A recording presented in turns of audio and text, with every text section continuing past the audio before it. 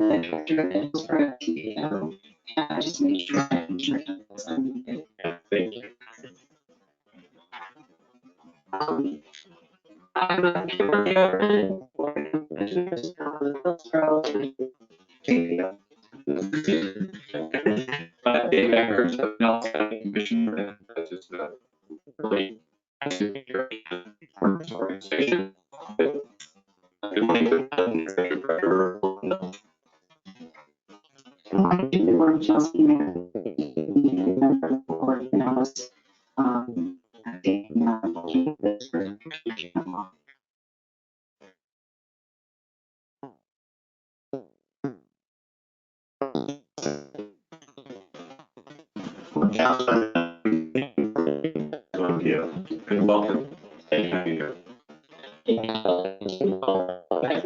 Department of Transportation.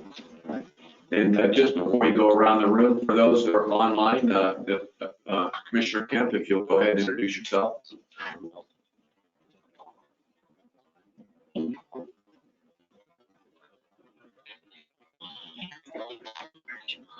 People online, can you hear me? Everybody's mics are muted here online. Okay, we'll go around the room here and we'll skip the online folks. So we'll start. Here, can you just introduce yourself? Right, sorry.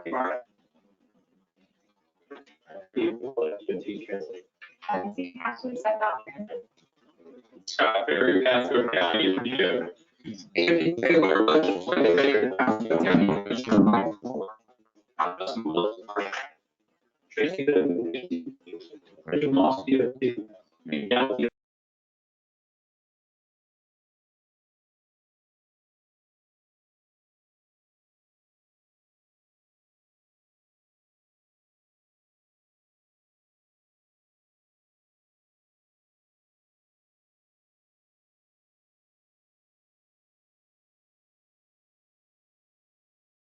All right, well, thank you all again for trying to introduce yourselves, and we'll have, we're open to public comment, and we are doing this virtually. Is anybody registered to virtual?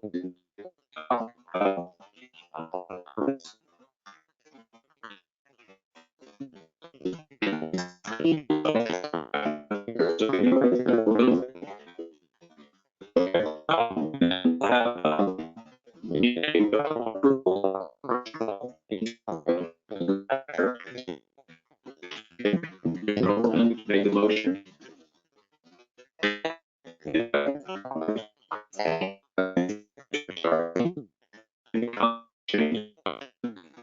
Say aye.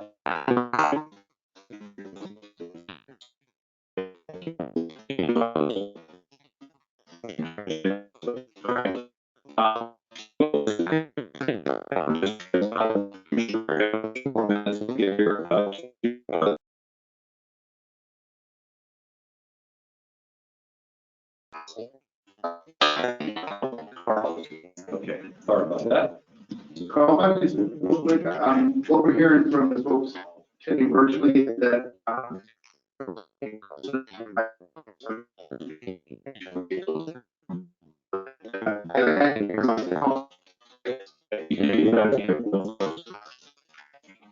Go ahead. there's a PowerPoint presentation when you're walking all this through. We'll get that pulled up. While we're doing that, the TRIP program is the regional program, which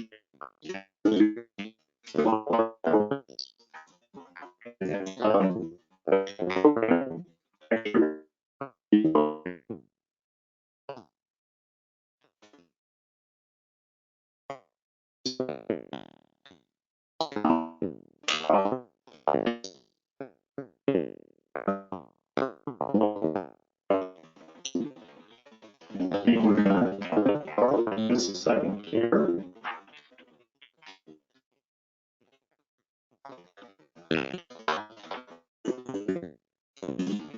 While we're waiting on that, I'll go through a few of the primary points. There's an action plan. Further.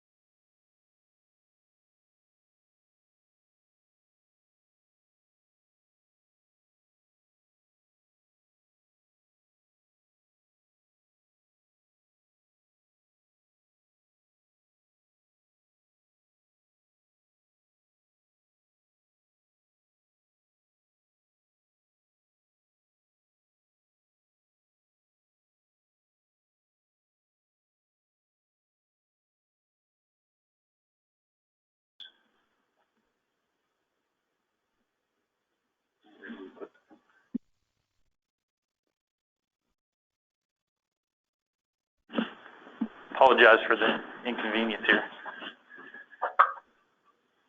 This is one of our technology likes to have a little fun with us.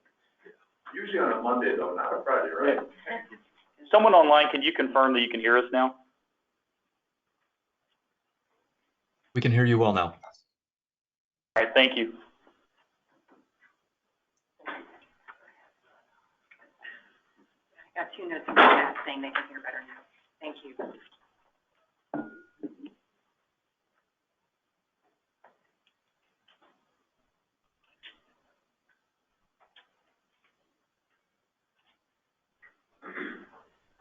There we go. If we can go to the next. If we can go to the next slide, please. These are the remaining projects. And again, I won't read these projects off to you, but there are 3 new projects that are shown in positions 8, 9, and 10.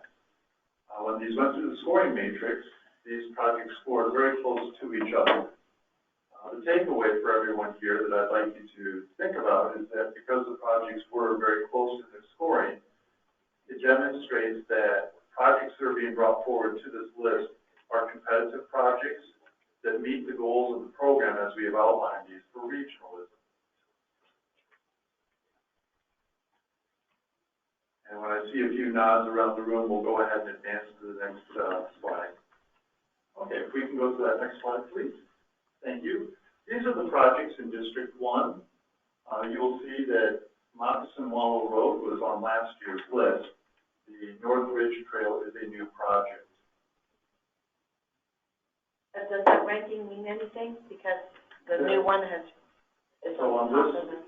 for District 1, they collaboratively decide upon what they would like to make for their ranking.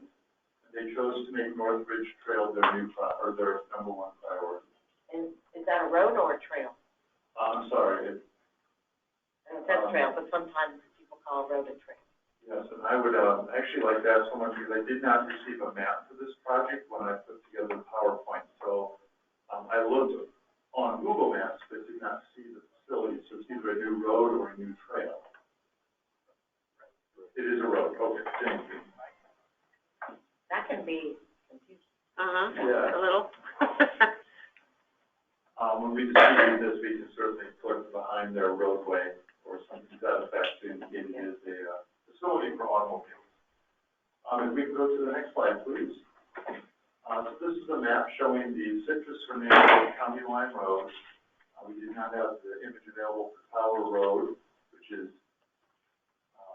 the Pasco County project. And graphic representation here, so that project. And then the next slide, please. And then for the Hillsboro Big Bend Road, here's an image of it. And again, the Polk County project for North Ridge Trail did not have an image for that. We can go to the next slide, please. So we are asking for an action today, and that is the staff recommends your approval of the District 1 and District 7 fiscal year 22 TRIP project priorities. I'll make that motion, Commissioner Starkey. Need a second. I'll second it. Any questions, comments? Anybody online? I'm not hearing anybody. I'm not sure how we're monitoring that, but all in favor say aye. Aye. Any opposed? Motion carries unanimously. Are we going to do the trail piece?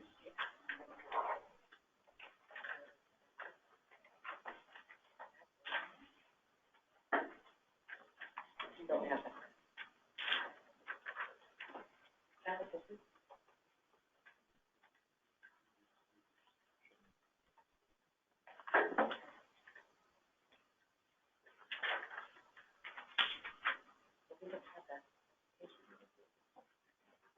Good morning, everyone. Here Winston, Pasco MPO Active Transportation Planner. Previously, years ago, everybody knows we're counting that years ago. Anyways, great to have you people. in live presence here.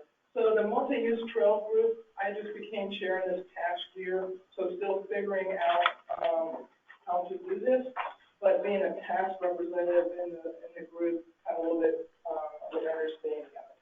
So this year, we ranked and rescored every project that was on the list. We have several projects that are programmed that are no longer in that ranking system. So that first slide, please. So I'm going to start with B1. So this sheet looks a little different than it has looked in the past.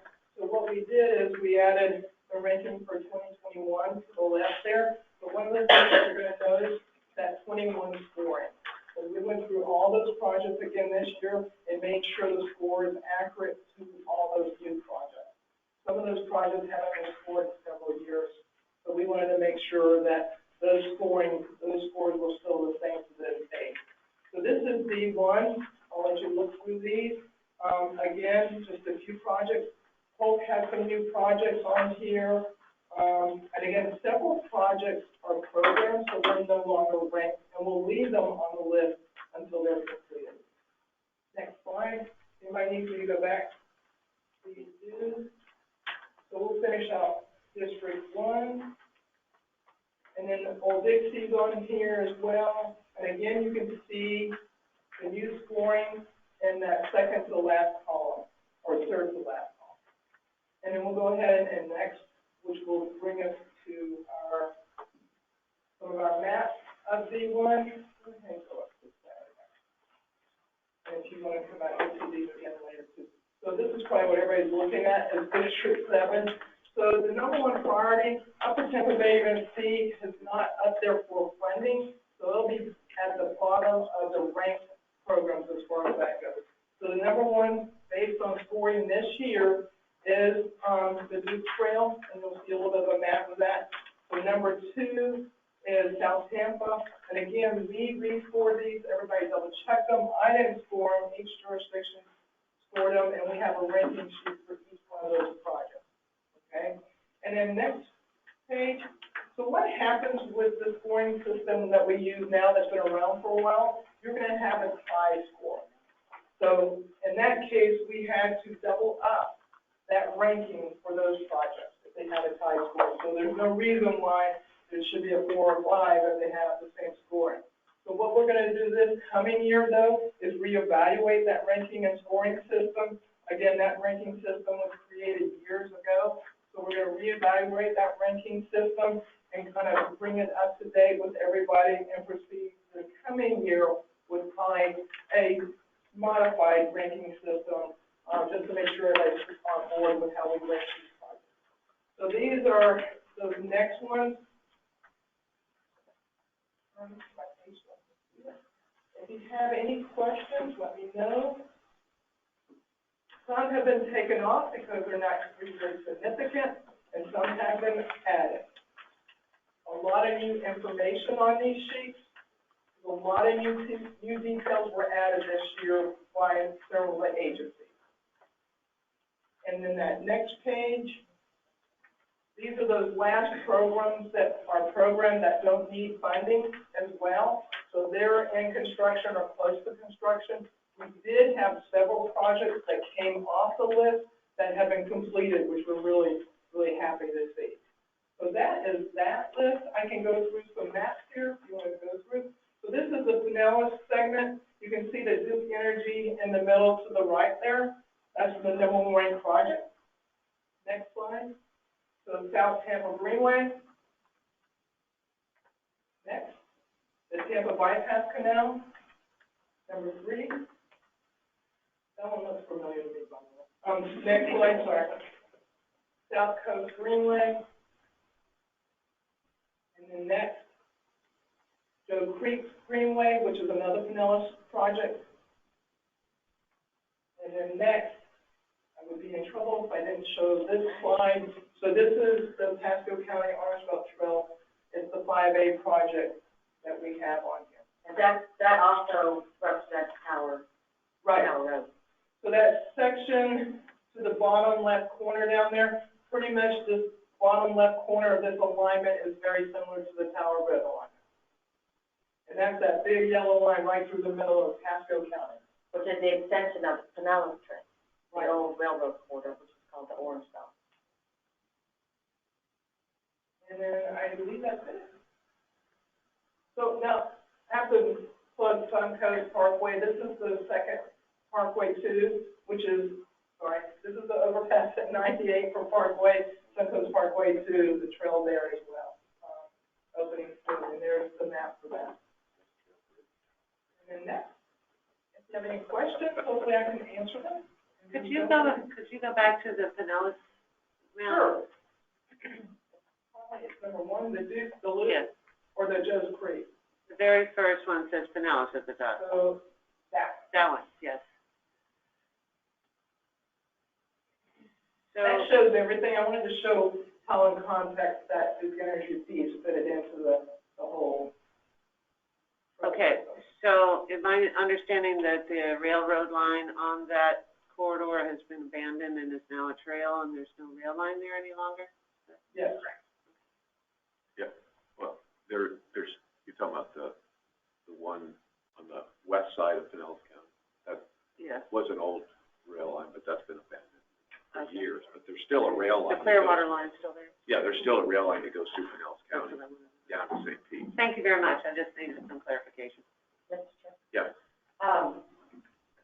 I wanted to bring up something I bring up at Tampa Bay Water frequently, the chairman knows, it's a different Hillsborough County commissioners here. So the Orange Belt alignment that we have is the same corridor that Tampa Bay Water uses on their big main that connects the well fields in Pasco County.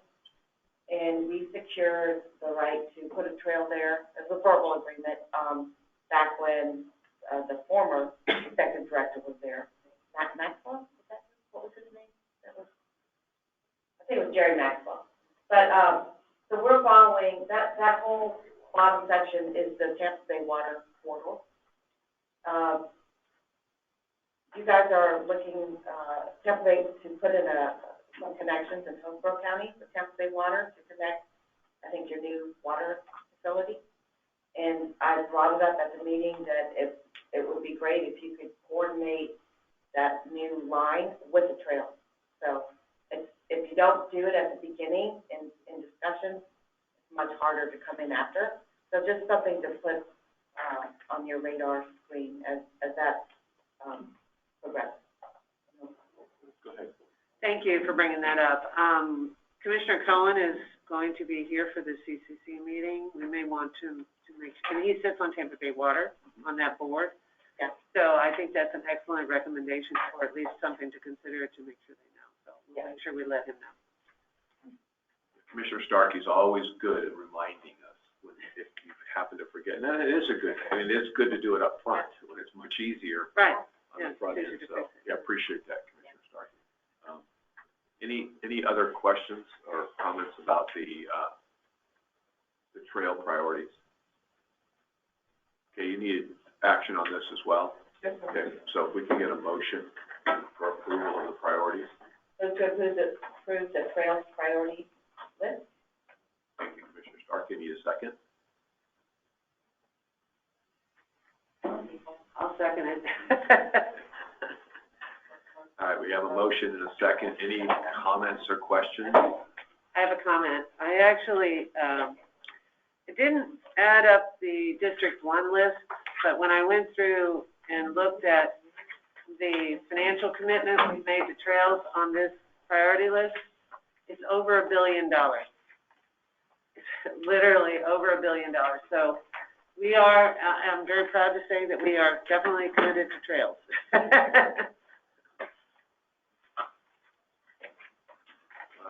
That's kind of scary. I'm just saying, I added it up. I think Like it's the total great. cost It's like, for all these projects, Yeah. just for district, I didn't add the District 1 to the list. and I still don't have a couple of bridges that I think we need in the number. So we have other dollars that we're still looking for. Yeah, I have one I want to add too. Yeah, so. We paid for a lot in Pasco with our penny Oh, yeah. Pasco. No question.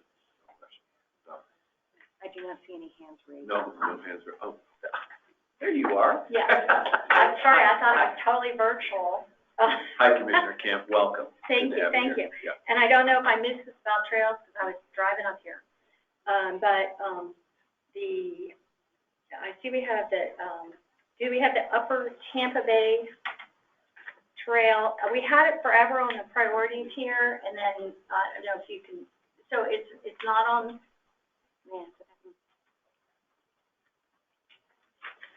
So the Upper Tampa Bay Trail has been on the regional priority list for many years. There is no specific request for funding from Hillsborough County this year. And so it is simply sorted into a category at the bottom of the list where it'll be waiting for next year to see if we get a request for funding, and then we'll move it back into the.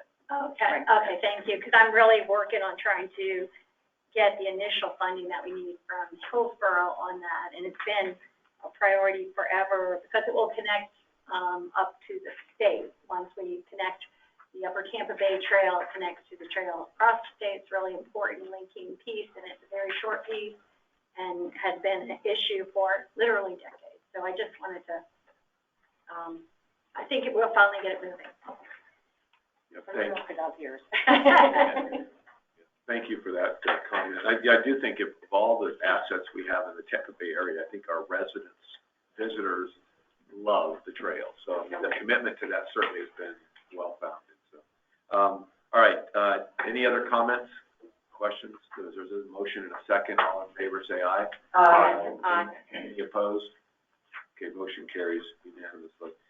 Okay, before we move on to item 4, under our newly elected chair, we'll back up to number 2 and decide 2 things. One, who's going to be our chair and vice chair, and then do we want to have 2 vice chairs again? This past year we've had a chair and 2 vice chairs, so we had counties all covered with representation on the executive team.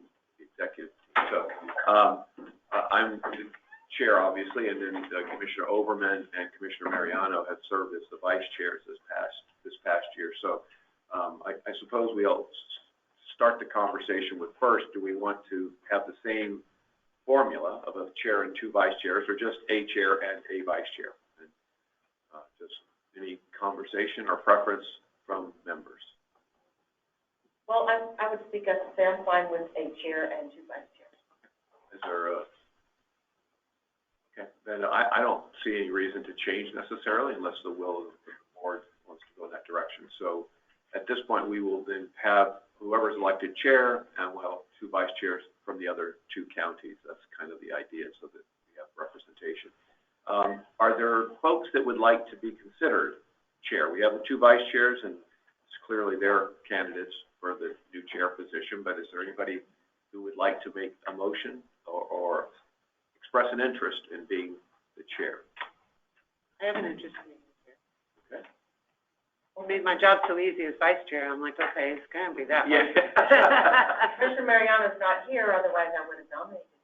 Yeah. But I would nominate Commissioner Overman for chair. And Okay, we have a motion for Commissioner That's my Overman second. and a second from Commissioner Bujalski. Okay, anybody else?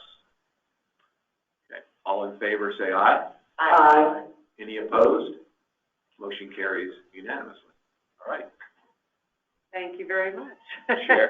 Chair, do you want to conduct the rest of the vice chair part of this? Go right ahead. So you are our new chair. Oh, right. So now we need to do. We're going to do the 2 vice chair.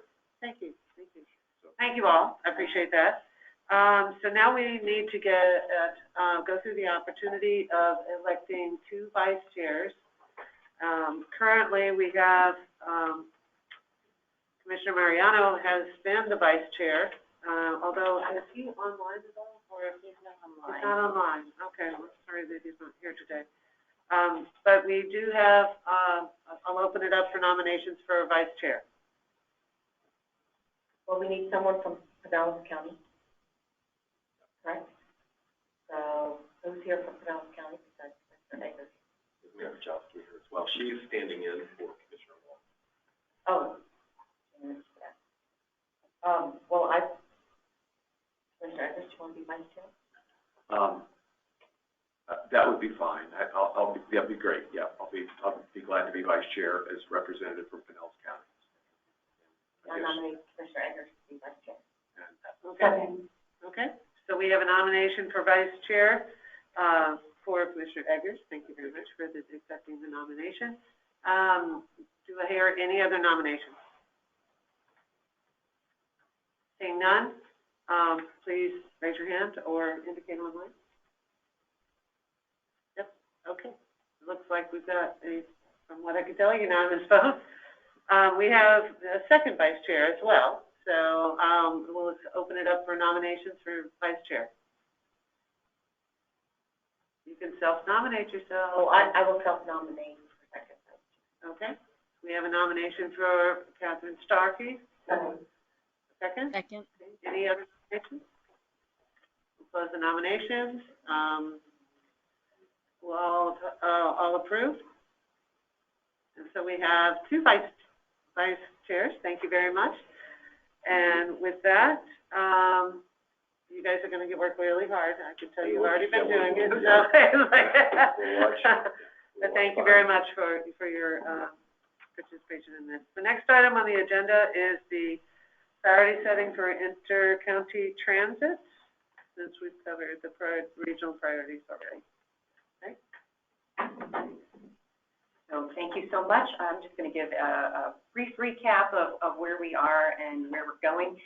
So last quarter, we looked at available resources to improve the transit services that connect across our county lines, connect major activity centers around our region. We took a look at how some of the grants that the Department of Transportation makes available to our transit agencies, how those have been used in the last few years. And we have on our agenda today an update on several of those projects and programs. And so very, very pleased to have folks from a number of different organizations to give just some very brief verbal updates. It's almost going to be like kind of a round robin. I also wanted to share as part of this something that happened over the last quarter in Hillsboro, which is that the TPO board would like to take another look at the CSX corridors and their feasibility, and would like to work with everyone here in this room to take a look at what passenger use of the CSX corridors could mean for our region. I've had some preliminary conversations with District 7 and super pleased that they are going to be helping us with this whole effort. At this point, we're just kind of in research mode, but we'll be planning to come back to you all in a few months and have a larger conversation about the next steps.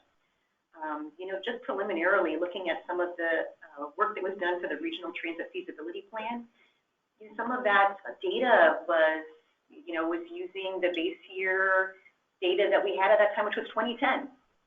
So it might make sense for us to take another look at some of those corridors in light of all of the growth that's happening. So just kind of a heads up about that.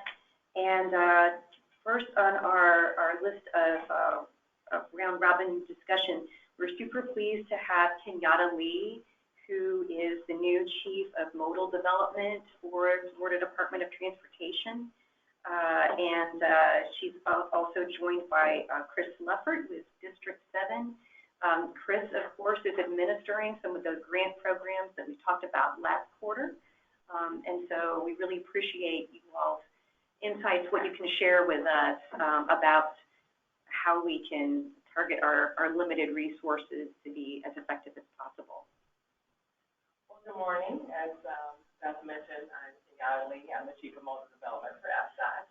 And I work out of the central office, but I work closely with all the districts, and I do have an office here at District 7. But my role is primarily focused on the modal aspects from a statewide perspective. So from transit to freight and rail to seaports, airports, and space. Of course, that's our new mode.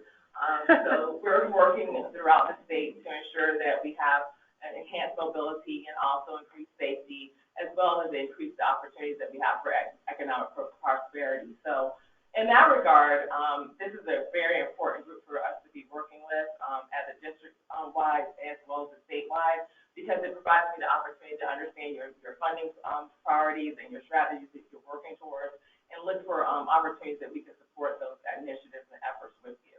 So my role is kind of unique because like I mentioned, it's a statewide role, but I also get to look at things from a regional perspective as well as a local level. So as a resident of this area, I've seen the growth of transportation throughout this area, and I want to continue to support that from a statewide perspective, but also from a look at how it ties into how we're improving our transportation network throughout the state.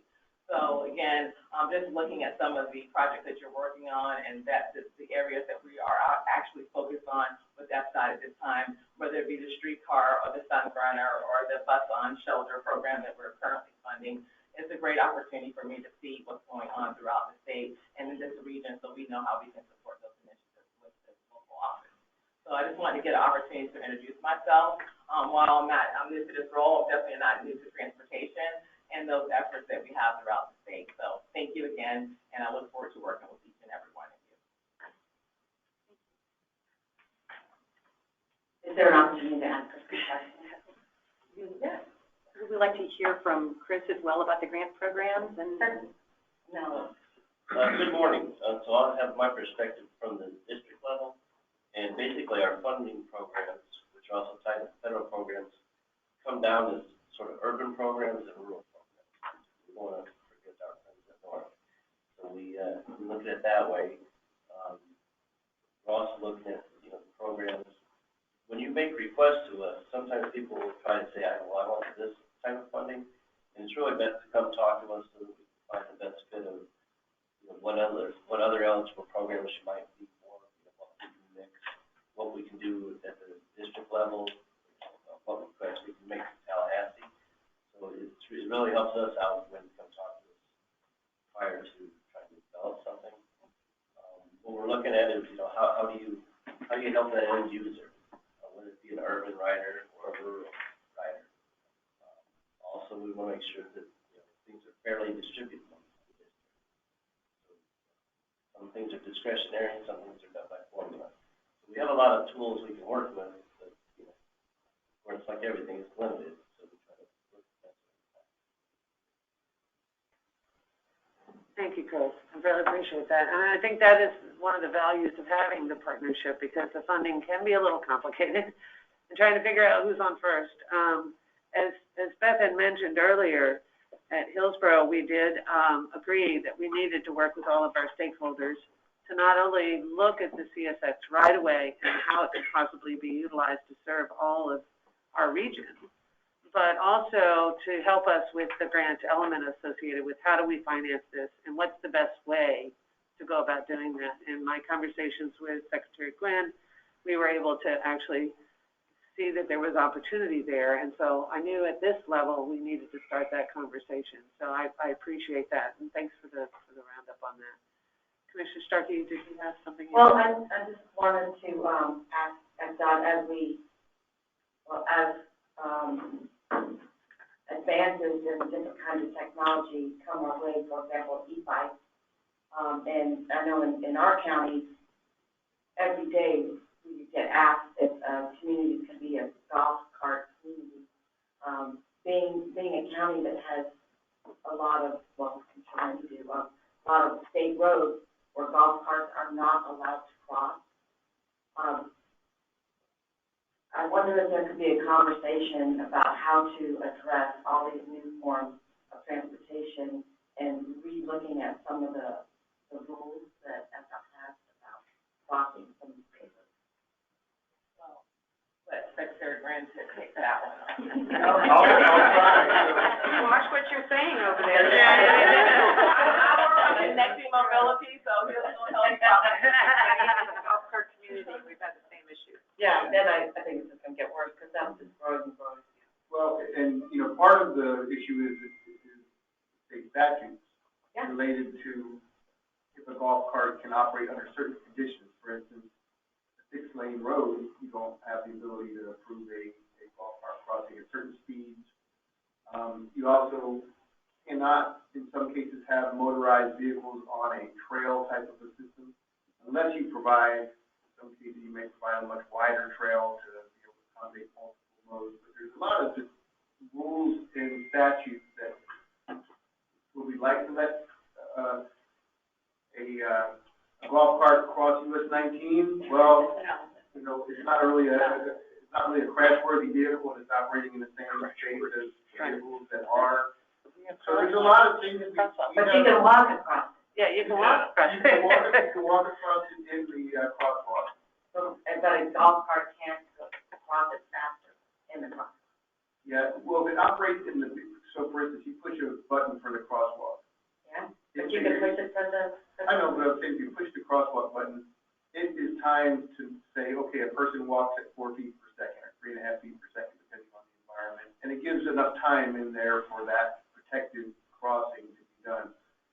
A golf cart can't necessarily operate at the same speeds or at the same, so for instance, if you were going to cross a big highway, the golf cart, the timings for the yellow to go to red and green for the opposite side are timed based on vehicles, the vehicle speed, the vehicle operating characteristics. It's not really timed for a golf cart, which would operate slower, and of course, if it was hit by a vehicle, it would be a much worse situation than a car hitting a car. And so I know this has been a big topic of discussion. It would require a state statute change if we were going to allow it to operate differently.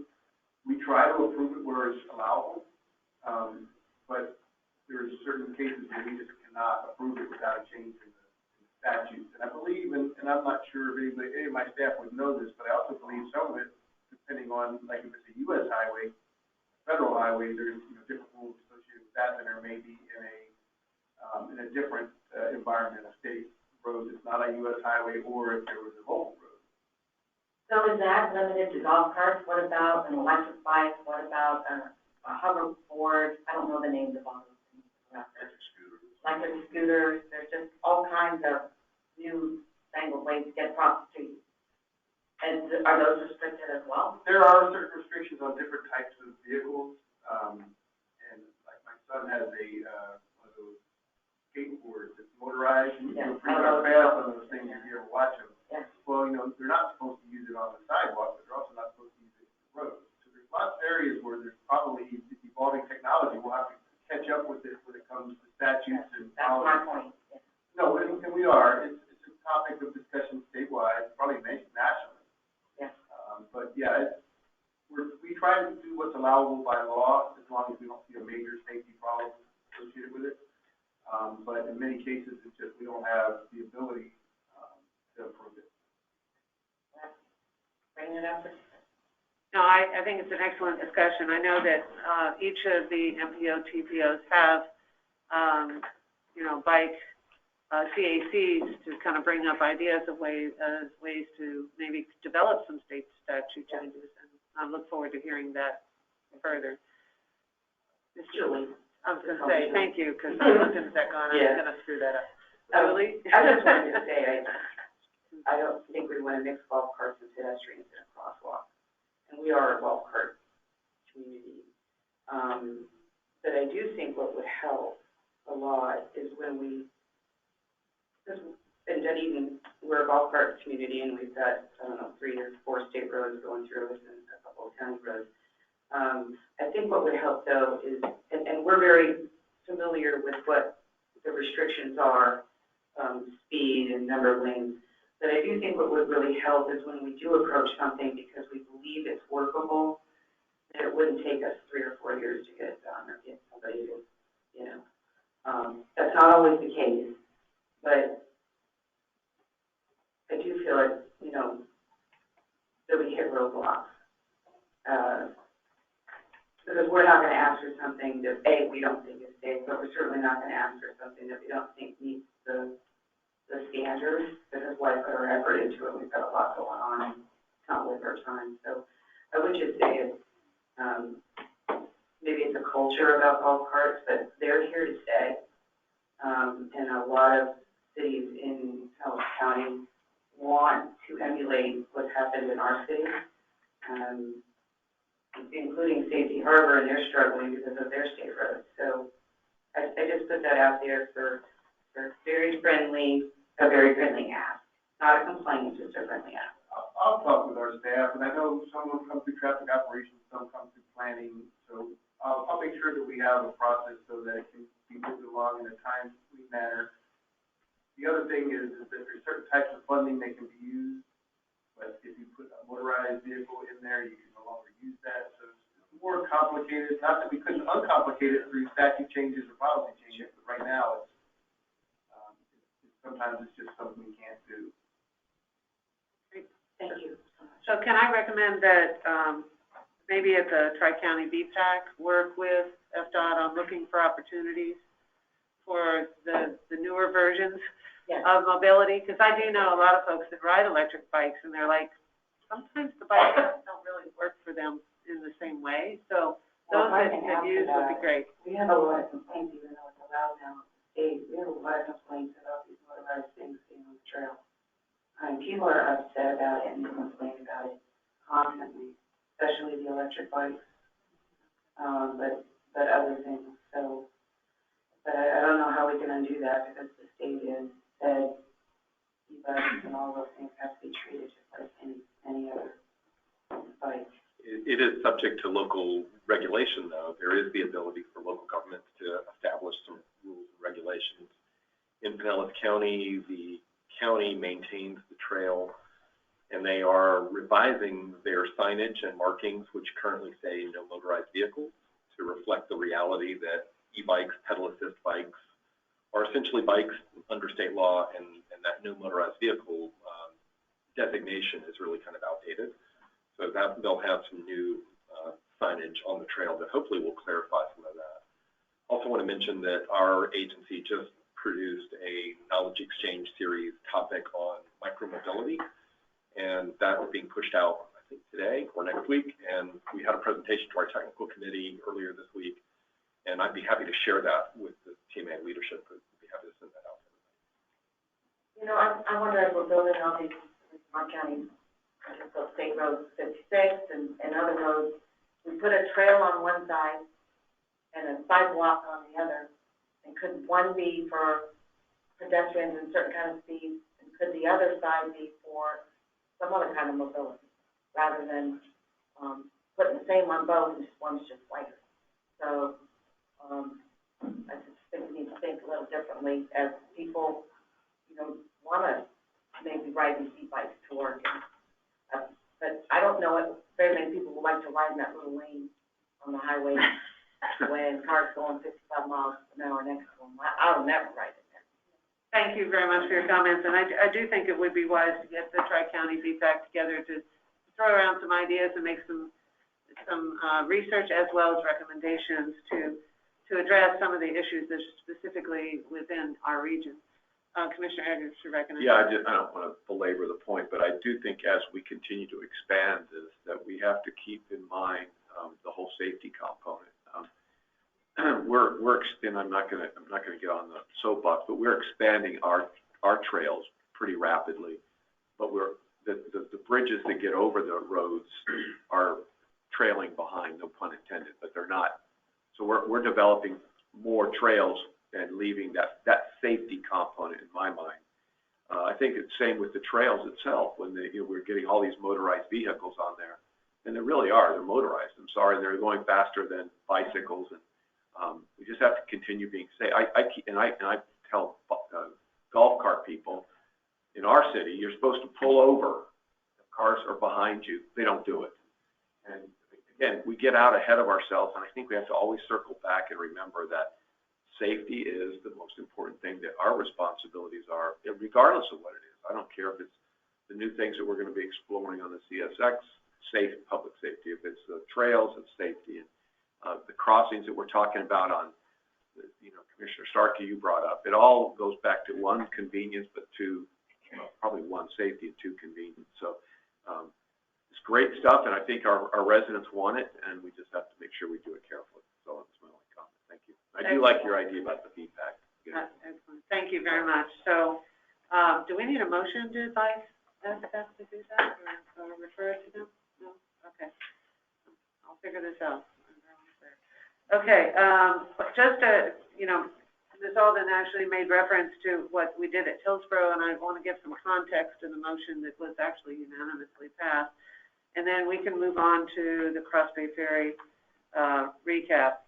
But I specifically asked our TPO staff to coordinate with FDOT and other local stakeholder agencies, i.e. all of you, to develop cost estimates and approximate timeline for implementing a passenger rail service along the CSX lines in our region, and to identify eligibility requirements for federal and state financial participation.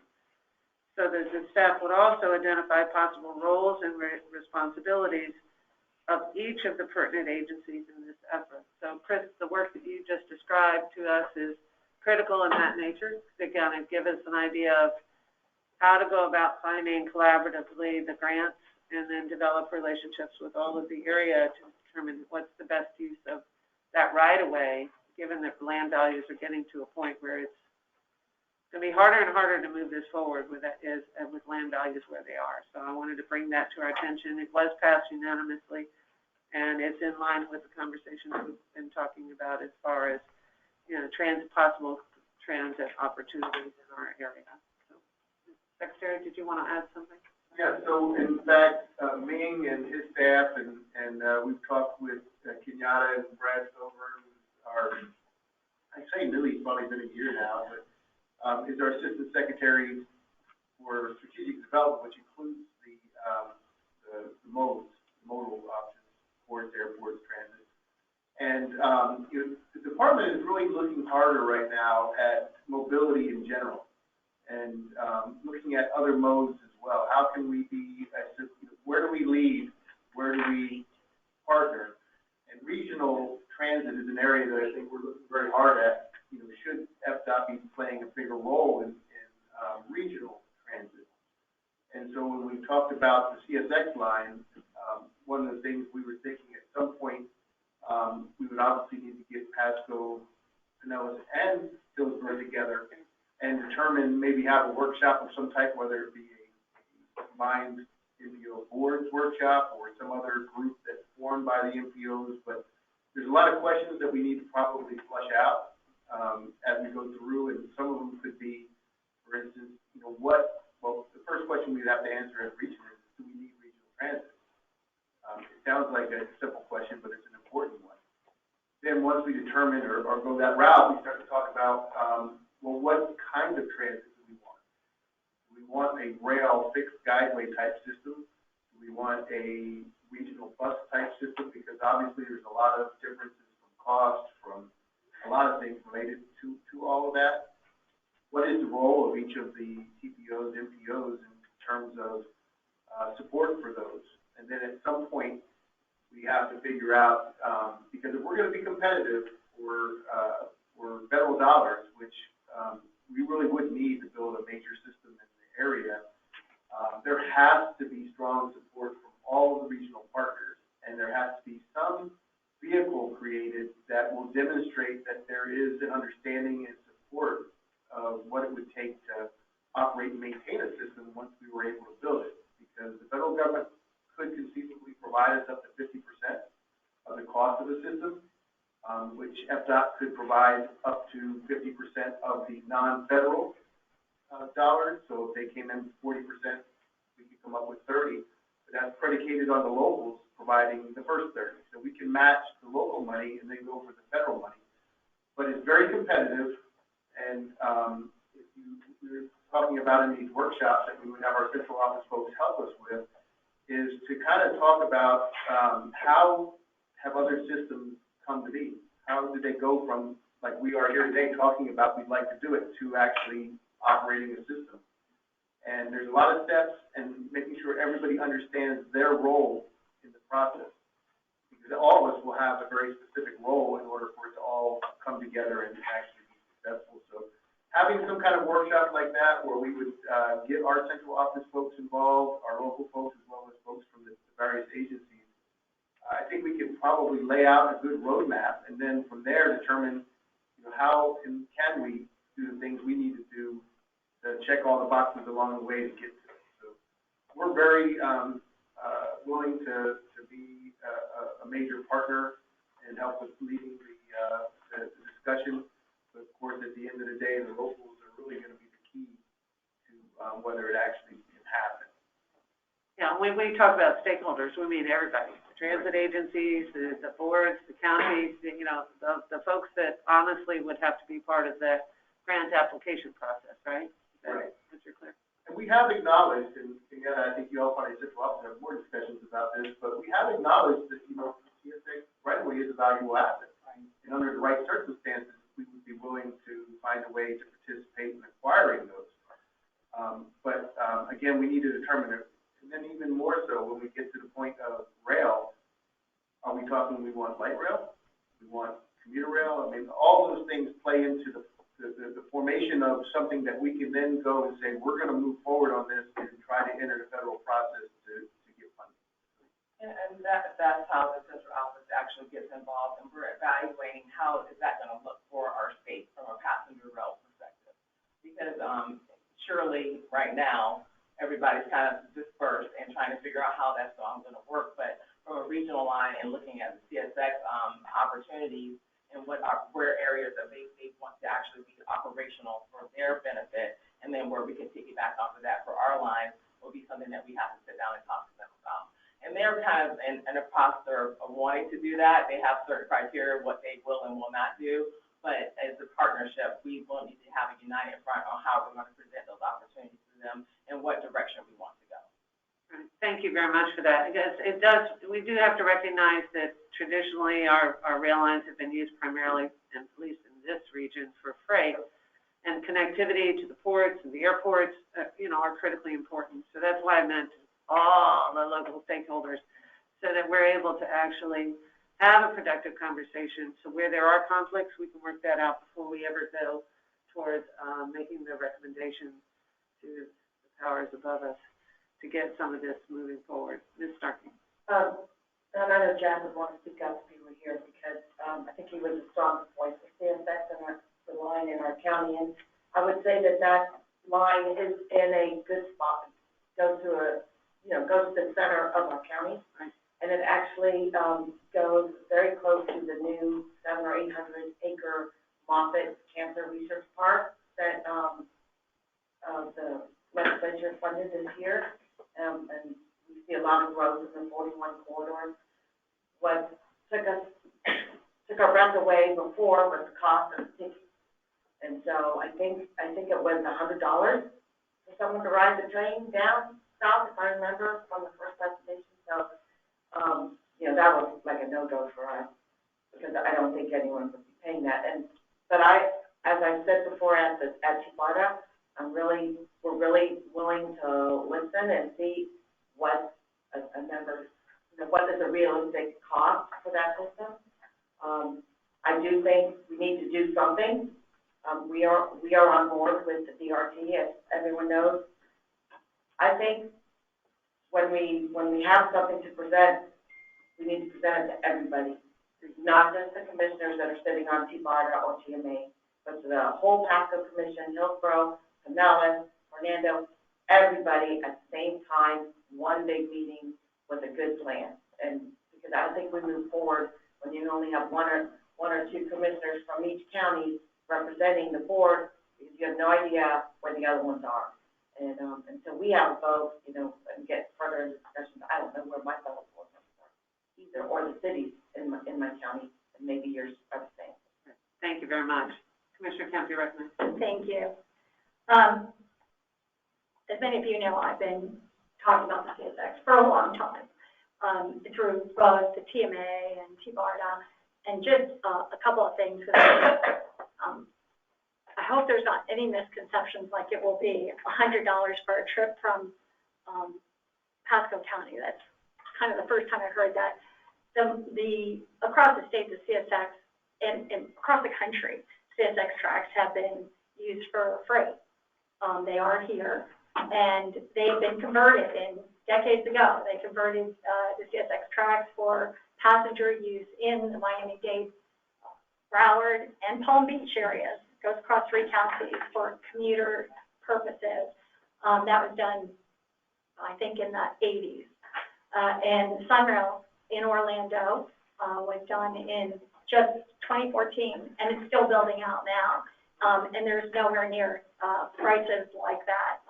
I felt like the representations we got about the cost of CSX were not accurate. Based on a 2012 study, I think, that we had with CSX in Hillsborough County, going from USF to downtown, which is the main corridor for us. At any rate, I think, it will rely a lot, and I'm very pleased with our new, as you all know, we have our new transit director, Adley LeGrand, and I think she'll be much more involved in this conversation and be moving that ahead, because we have to look at how we can, how we can do that within our resources in Hillsborough County, because operations, I think, as we know, are always a significant part. I think the other thing to note about this is just that in terms of the TIP this year as well, last year we passed we put in our TIP a CSX study for $3.5 million. That hasn't been moved on yet. But in terms of the TIP, also we removed any widening north of Hillsborough Avenue, segment 7. That's been controversial for 6 or 7 or 8 years in Hillsborough County this year, in terms of that being any additional lanes added. So I think that's also something that we should be looking at as a region. Excellent, thank you. Thank you for your comments. Secretary, glad to recognize. I think some of the confusion on the cost is, so when we do our preliminary studies and feasibility studies, we look at the cost per rider, not so much what we would charge the rider. For instance, well, that number stuck with me. Yeah, I think on Sunrail, I forget what the actual cost per rider is, but it's way higher than what the fare is. Yeah, and that's typical for any transit system. You never charge the passenger for the entire route, and that's where the rest is subsidized by the locals and the state and the federal government in some form or fashion through grants and money from the agencies. But that may have been the initial looking, but I can tell you, based on all the development up there, you're going to see higher ridership. So it's coming. That would drive the cost down, because adding more passengers into it really doesn't drive the cost up any. It just brings the cost per rider down. Right. And that's one of the things the federal government looks at when they determine if it's feasible. What is the cost per rider? So that's just part of it. So we would never charge it. Nobody would ride it. I know, that's why I think we would consider the equitable issues and accessible issues as well. So it would be something that we would support if it was astronomical individuals of all demographics could be able to actually use it. So obviously there's a lot of interest in having this workshop and gathering everyone together. And I think, to your point, I think it is wise that we get all the parties at the table, and look forward to scheduling that sometime in the next several months, if possible. Sure. But I do need to move on to the Cross Bay Ferry conversation, or we're going to be here till tomorrow. And so, but I look forward to seeing that move forward. And so with that, I'd like to move to item C in the agenda, the Cross Bay Ferry 2021 season recap from the city of St. Petersburg. Let me do that. Oh, excellent. Thank you. You're recognized. Hi, good morning. My name is Cheryl Stack. I'm Transportation Manager with the City of St. Petersburg. And I did have a couple of slides to share with you.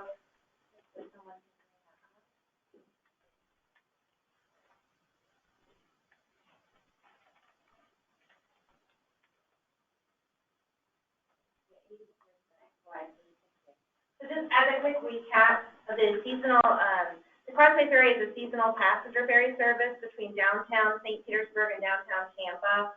We did a pilot season in 2016 and 2017 to kind of learn more about this transportation mode and kind of figure out what would make it more viable for routine seasonal service. And having learned those lessons and based on the success of the pilot, we issued an RFP, and HMS was selected to provide 3 years of routine seasonal service between 2018 and 2021. I think it's important to recognize that this is a multi-jurisdictional investment in transit as a public-private partnership. There were 4 local governments, City of St. Pete, City of Tampa, Pinellas County, and Hillsborough County. During the course of the pilot, FDOT was able to add some support following the pilot and through a 3-year service development grant. And then HMS put a cap on the maximum requirement from the local government partners each season to kind of make sure that we were lowering the barrier of entry to get the service. Because, for example, during the pilot season, each jurisdiction was required to contribute about $350,000, but during the routine seasonal service, that number came down to about $150,000 each. Next slide, please. So again, during the routine seasonal service, the contributions were almost equally distributed between FDOT and the 4 government partners. Again, that maximum amount was approximately $750,000. The cost to operate the service was about $950,000 though. So there was about $200,000 that HMS took the risk on at first, and then the next $200,000 would be revenue entirely for them, and there was written language into the agreement and the interlocal agreement that any revenues exceeding $400,000 would then be split between HMS and the local government partners. So again, just really kind of recognizing the unique nature of this public-private partnership and multi-jurisdictional investment.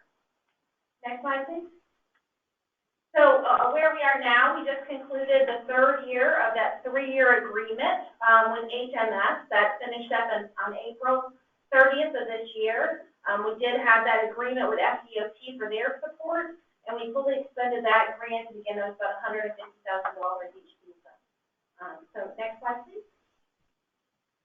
Once we moved out of the pilot season, we had fewer performance measures that we were kind of monitoring to see the success of the ridership or the service itself.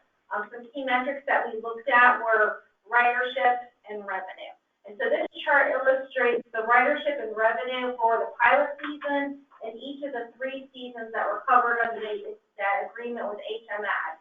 And you can see that ridership generally went up until the pandemic hit. In March of 2020, we had to suspend service for the remainder of the 2020 season. We lost about 6 weeks of service there, but our numbers were looking great until then. And then even in this last year, from 2020 to 2021, the ticket prices were adjusted slightly. Some capacity limitations were instituted very briefly early on in the season.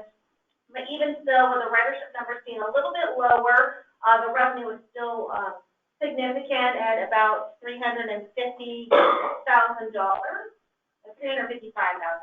So we didn't exceed that revenue sharing threshold for this under the existing agreement, but we sustained the service, sustained it through a pandemic, and made sure that people could have another mode to get from downtown St. Pete to downtown Tampa. Next slide.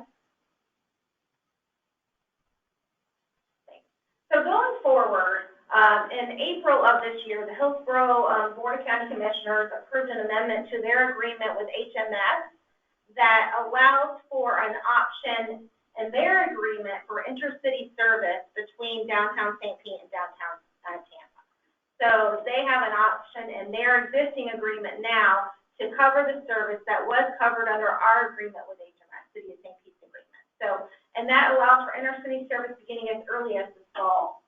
So right now we are working with Hillsborough County, and Hillsborough County is working with the other government partners to enter into a new interlocal agreement that would have Hillsborough County as the lead agency to sustain the Cross Bay Ferry and the Cross Bay intercity ferry going forward. And so we're looking forward to working with Hillsborough County to continue the service and to continue monitoring it.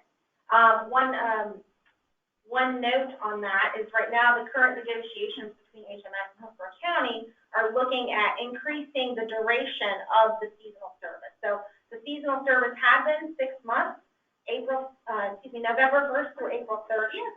And looking forward, there are opportunities to expand that and extend that to 7 months, 8 or 9 months, and then ultimately year-round service.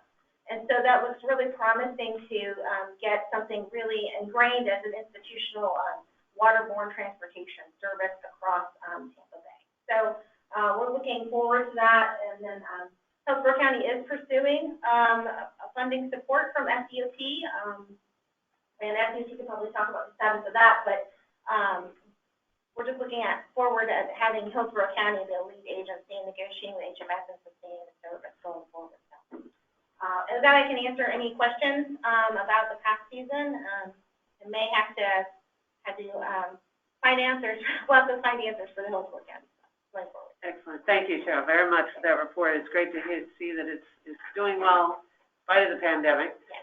It's doing well, and having Hillsborough County actually take the lead on it, it allowed for us not to have to go back out for RFP to find a provider, and we were able to keep this service consistent. So that was an excellent partnership here, and that worked out quite well. Commissioner Kemp, you're recognized. Thank you.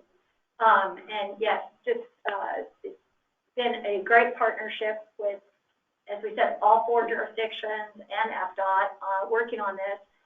As we move forward, and baton's been handed back to Hillsborough County to pursue this. We had a close to unanimous vote on the Tampa to St. Pete ferry service, and to continue it. And the idea is to extend it a month at a time to a full year-round service by 2024.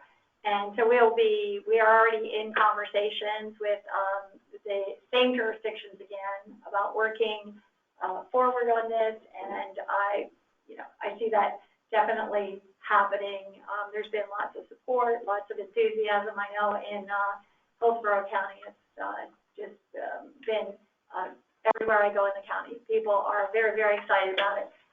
As well, we'll be working forward on our own commuter ferry possibilities from South County, which I hope to include in this, because they are also anxious to get to downtown Tampa and downtown St. Pete as another point, but from South County to McDill as a commuter service during the day, where we have something like 5,000 people a day, and they're using van pools, and they're using transit services, and they're using everything else, and some people have threatened to try to use jet skis.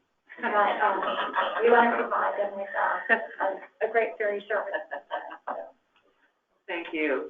Yes, we don't necessarily think jet skis across the channel would be a really good idea. It may be one of those expanded modes. Right, exactly. It's kind of like golf carts going across the interstate, right? No, thank you very much for that update. I appreciate it. And I did recently meet with as a liaison for the county to McDill, meet with the new commanders, and they're interested. They really want to know what the steps are and how to make this move forward, because they do recognize the impact of the congestion we've had in the area for the workers that are having to get to McDill Air Force Base. Seeing no other hands raised, I will move on to the Psta Bus on Shoulder Pilot Project. Okay. Excellent, thank you. Good morning. This will be a short update, as the Bus on Shoulder project has not been operating for that long. Though I will say we are grateful for the partnership with Psta and with T-BARTA to make it happen. It is operating on I-275 from downtown St. Pete at 5th Ave North to Gandy, and we have some great opportunities to try out some new technology on some ramp metering and some technology on the buses that triggers that ramp metering. So we've been operating just a few weeks. I'd say we use the shoulder maybe 10 to 15% of the time at this point, mostly in the southbound direction during peak hours. We've had to have a couple of issues with debris in the road or not being able to use the shoulder because emergency services was using the shoulder for a car fire. So car fire kind of takes precedence. But overall, it's been very successful. Our ridership on that route has made a great rebound post-pandemic. So it's, over the last couple months, it's probably quadrupled. And so that is not to say that it's higher than it was pre-pandemic, but it has returned quite quickly, and we're excited to see if it continues to grow as we provide this more reliable service. That's great. Thank you very much. And it's good to hear that ridership is improving. Commissioner Kemp, you recommend? Can I, when you say that route, do you mean the 100 LX? Or, It's the 100X. oh, 100X from Tampa to St. Pete? Yes. Okay, thank you. Excellent. Thank you very, very much. Next item on the agenda is the HART Strategic Plan Next Steps. Our presenters are Lorraine Hardwick and Justin Willett from HART. Hi, thank you very much. It's really great seeing you. My name is Lorena, as Commissioner Overman stated, with HART. And as of right now, we wanted to share, as Commissioner Kemp alluded, we did get a new MPO at the beginning of this year. So the agency, has been very excited with the steps that we're taking. And one of the processes that we're doing is going through a strategic planning process. We have been in the gathering information, analyzing data, and just, making sure that we understand how all the data that has already been collected intersects with transit. And we are going to be taking an internal look. So I guess, for right now, unfortunately, I don't have many next steps to share with you, but just to say that we just concluded that process, and now we're taking that internal look so that we can create some next steps, and hopefully we can share with you in the near future. But of course, visioning internally, and then also looking at our external goals. That is my report. Thank you. Excellent. Thank you. As a HART board member, I'm so excited that they're doing this. We also realized this, based on some of the things we talked about earlier, how critically important it is for HART to have a robust strategic plan. Our new CEO is dynamite, and really, I think this will help not only allow HART to be incredibly successful in everything it does, but it also allows us to be a better regional project when it comes to transit partnerships. And with that runs us right into the next item on the agenda, unless there's questions. Does anyone have questions regarding HART's strategic plan? Okay. With that, the next item is cost-sharing methods for a route for mutual interest. With Glenn, you recognize. Great, thank you very much. You may remember that at our last meeting, we had a discussion of inter-county regional bus routes and how we might look at cost sharing and different arrangements. So we looked into some examples around the state of Florida and as well as nationally. And there are a lot of examples, but we chose to pick 3. And I've got a PowerPoint presentation, if we could call that up. It'll, I think, help everybody because there's a lot of information here. And I'm not sure this made it into your packet, so I'll make sure the PowerPoint presentation. Oh, it did? Yeah, it's here. It's here. Amazing how that works. Oh, this is from last quarter. Oh, okay. So I've got an updated one that we'll send out to everybody.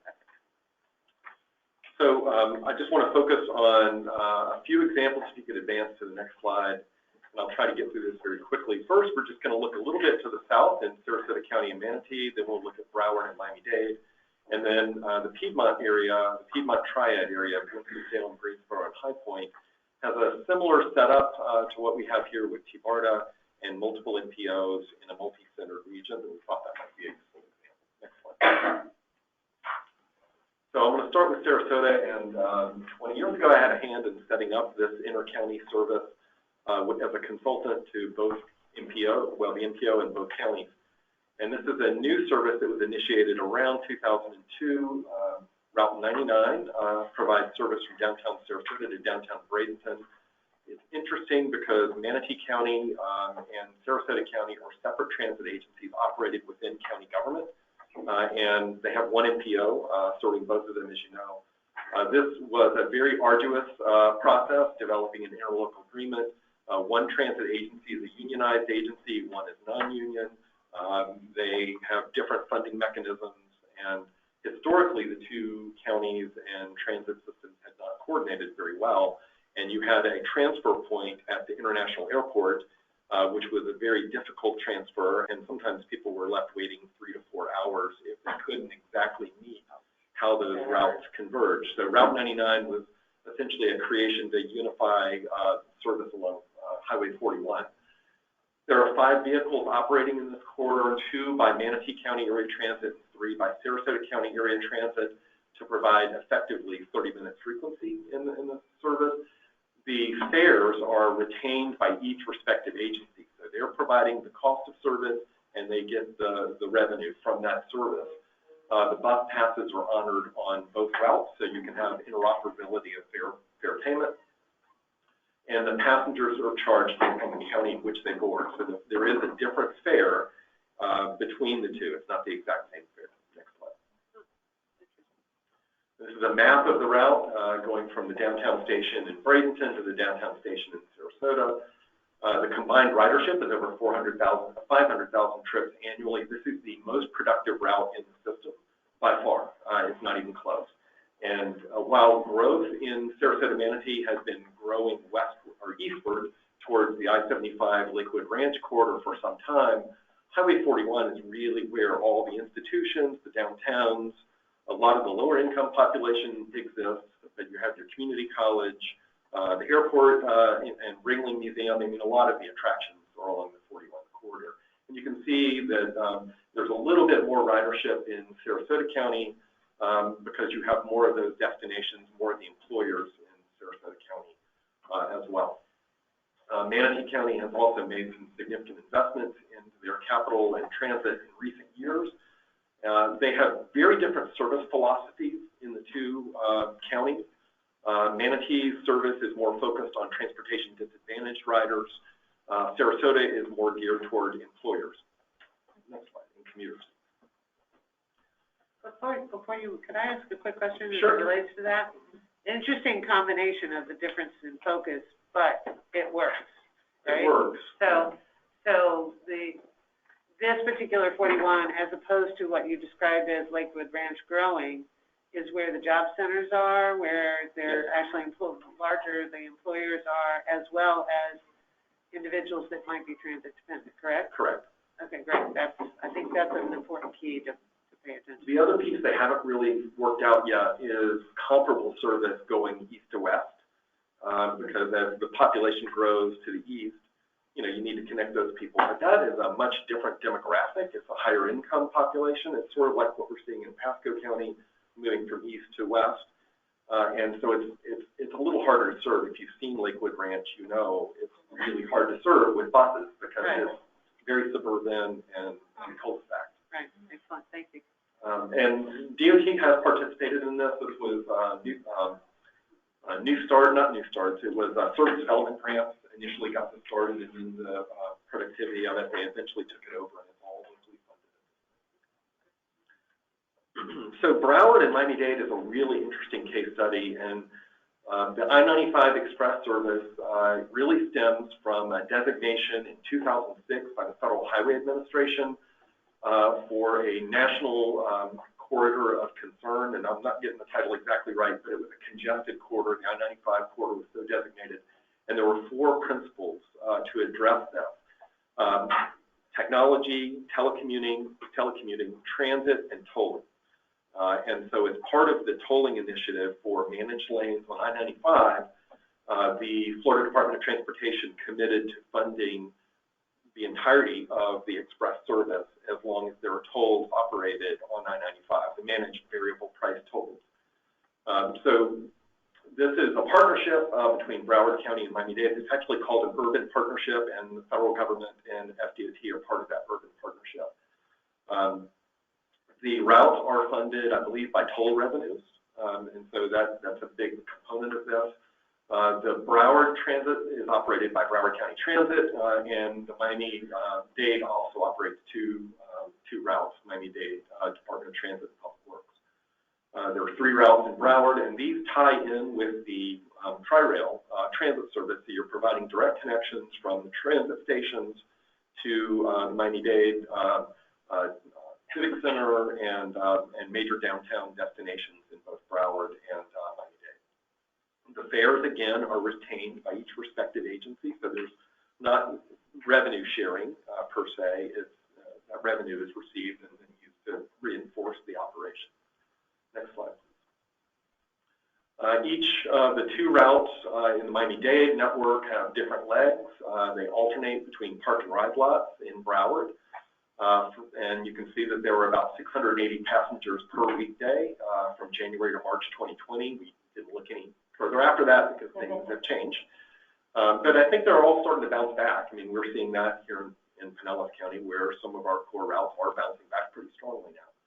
So I suspect that's happening down there. The route I-95 Dade Broward Express going to the Civic Center is not quite as productive as the other route from the park and ride lots in Broward. Next slide. And you can just see a graphic representation of these routes. And they're pretty long routes because they're covering a long distance of time and duration.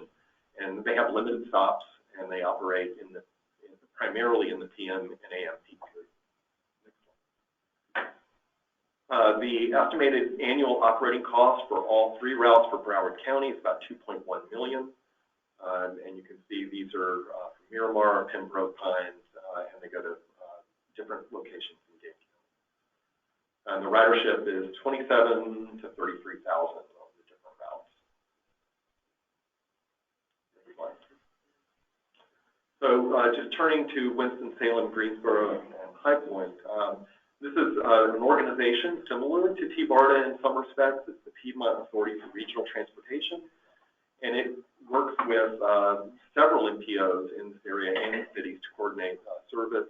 And it's not competition for the Greensboro or Winston-Salem transit systems because it's connecting outlying areas by express service into those systems, and people can then transfer. What's interesting about this is, and North Carolina is very different than the Florida model in a lot of different ways, that they don't have any kind of agreement in place. They do this on a handshake, and which is amazing to me. As a North Carolina native, it's still amazing to me. The Route 4 provides service from Greensboro to Chapel Hill, and Chapel Hill has its own transit system. Durham has its own transit system. Raleigh has its own transit system, and then there is a regional network in that area too. And then another route goes from Mount Airy to Winston-Salem, and Mount Airy is a fairly rural area if you've ever watched Mayberry, Andy Griffith's show. These are funded through federal funds, but there's also a component of state funding. And one of the things that's interesting here is in order to participate in this regional network with the Piedmont Authority for Regional Transportation, each county has to pass a local funding source, and it's either a vehicle rental tax or a vehicle registration fee. And that's sort of to ensure that they have skin in the game so that they can provide some commitment of service to the park system. And that's generally what we've been lacking here with TBARTA, other than what the county has been asked to provide. But no dedicated funding source, and they've figured out a way to provide dedicated funding source sort of from a pay-to-play perspective. Next slide.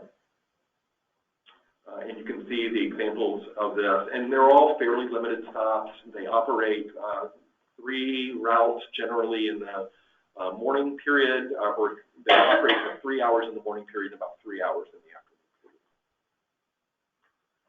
Next slide. And just 4 trips in the morning and 5 in the late evening for this one, 3 in the morning and 3 in the other for the other. And the ridership is fairly strong, I would say, 62,000 to 24,000. And what you're primarily getting here are workers. So you're helping employment, you're getting people a job, and it's very expensive to live in Chapel Hill and Raleigh, just like it is in St. Pete and Tampa. So people are driving further out to qualify for mortgages. So this is part of that connection, and it's part of affordable housing and part of affordable transportation. And that's all we have here. I have a lot more data in the notes, and the notes are part of this. So when I send this out, you can look in, and we can certainly follow up and any additional information you might like at the next meeting. Excellent. Thank you very much for the research and for putting it together. I think we all benefit from having that information. Do you have questions? Okay. Commissioner Kemp. Well, that's a question and a comment that I thought it was, thank you for the presentation on the Miami-Dade Broward line, which I've looked at extensively in the past, and in memory familiar with. And I thought it was worth noting, as we keep talking about these kind of connections here that are very long distance, And that one is, goes from, or at least one of those routes, I know there's several, from downtown Miami to downtown Fort Lauderdale. And it's pretty robust, and it's service a number of routes a day when I checked that out. And to my memory, it was 3 stops in downtown Miami, 3 stops in downtown Fort Lauderdale, and none in between. Just goes straight up there, which is what makes utter and absolute sense for an express bus system to make connections like that. Not, you know, I just think it's that is how you design it.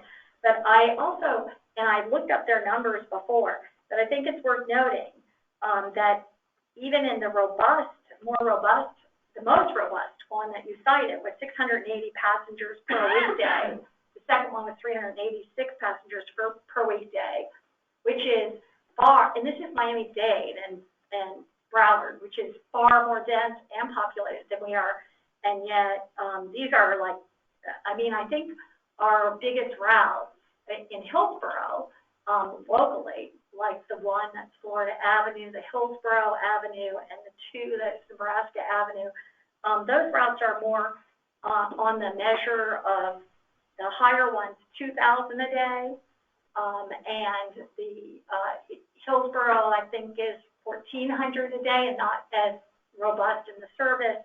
And again, we're saying 680, 386. So when you think about the cost per trip also on these long trips, I know you had cited the $100, but oftentimes these trips, when you calculate them out, will be about $30 a piece in subsidy, as compared to our Florida Avenue route, which is like $4 in subsidy.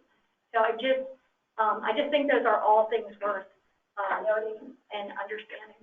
I think in my experience, and Cassandra and others could probably chime in here, that local transit always outperforms regional transit from a ridership standpoint, because you've got destination accessibility, and you're trying to get people out of their cars, and that's really hard to do. But when you're running a local route, you're really tapping into a very different market. So I think what we have to think about is market segmentation. What markets are we trying to serve with these different components? And, you know, I'd like to be able to do both in this region, you know, where we have a good regional network and we have a great local network. But as you know, that the limited dollars make that very difficult to do unless you have an agency willing to step in. I think the I-275 corridor shares a lot of the same characteristics. It's going to have variable price tolls. It's a very congested corridor. How Miami-Dade and Broward got designated with the federal government back in 2006 and I-275 didn't is beyond me, knowing both of them. They're both very congested roadways. So, you know, we can look into that. Maybe there's another opportunity coming up with this new administration.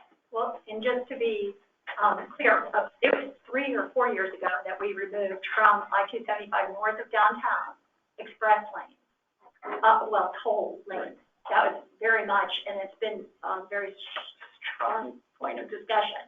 But again, this year we removed the project from it going north of 275. So again, I just, you know, in terms of that. Okay, I had a question for you, and I'll make this quick.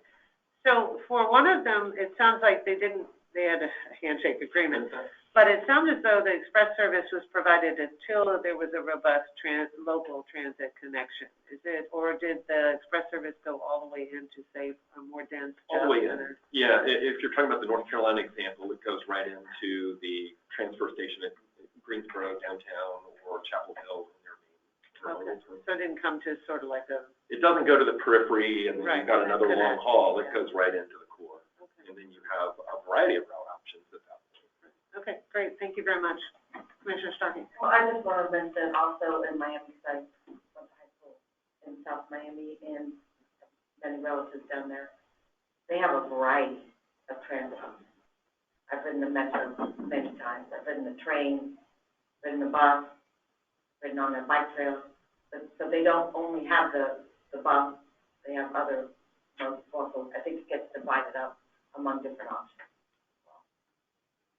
I think from a, the other point is an equity standpoint, having low-cost transit when you're having toll lanes as your strategy for I-95 to me is a fairness issue.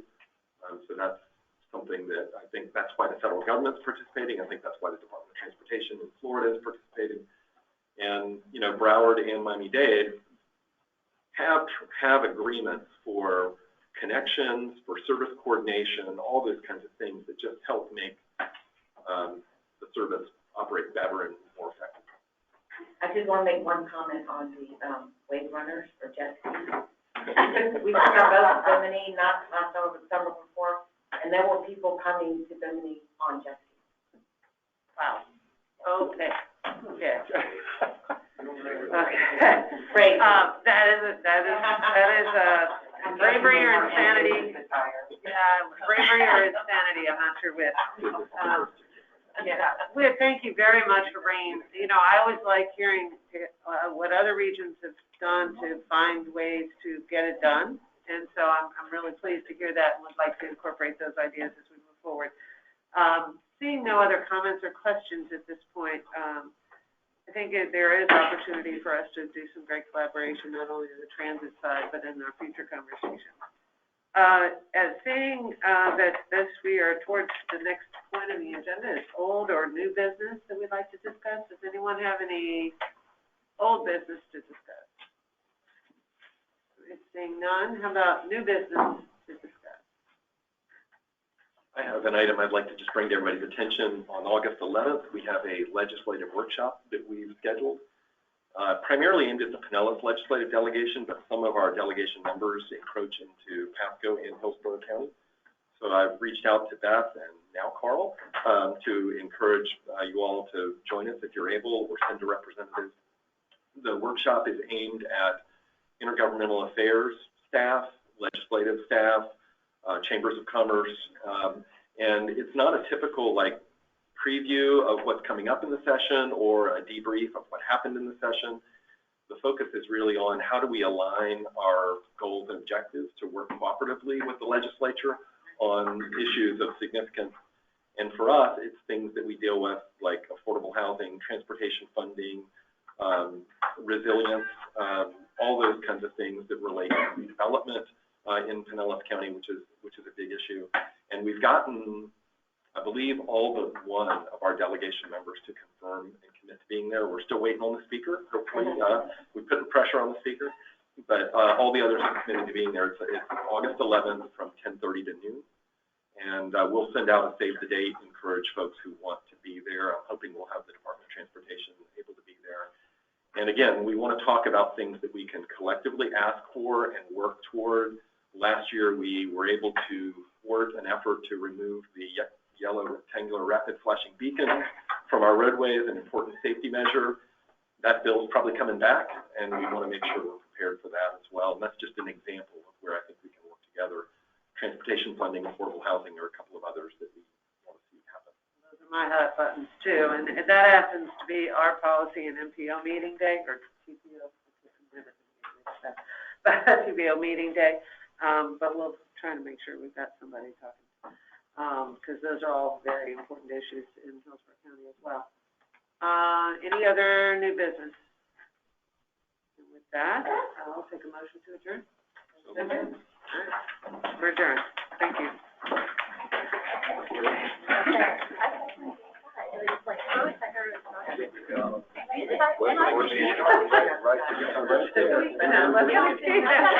Right.